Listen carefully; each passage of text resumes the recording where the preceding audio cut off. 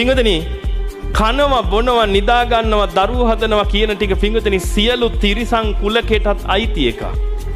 සියලු තිරිසන් කුලකයට ඔය ටිකම තමයි කරන්නේ. eating, drinking, sleeping and having sex. ඔතනින් එහාට පින්වතුනි තිරිසනුන්ට කිසි දෙයක් කරන්න බෑ. ඔබත් මේ මනුස්ස ජීවිතේ අරගෙන ඔය ටිකමද කරන්න කියලා හොඳට කල්පනා කරලා බලන්න.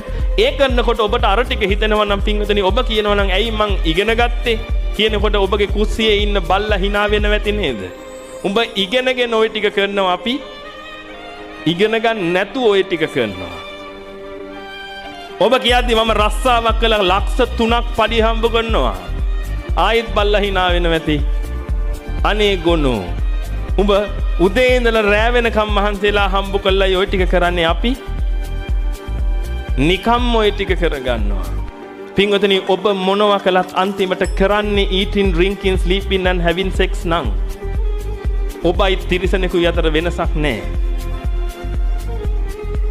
මේවා හොඳට තේරුම් ගන්න පින්වතුනි ඔබට මේ මනුස්ස ජීවිතේ ලැබුණේ ওই ටික කරගන්න නෙමෙයි. ඔබට ওই මනුස්ස ජීවිතේ ලැබිලා තියෙන එතනින් එහාට තියෙනව ටිකක් කරගන්න අන්න ඒක කරගන්න.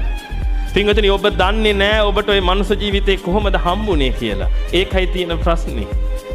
ඔබ ඔය වටින මනුස්ස ජීවිතේ පින්වතුනි කුණු කොල්ලෙට විනාශ කරගන්නවා. කුණු කොල්ලෙට විනාශ කරගන්නවා.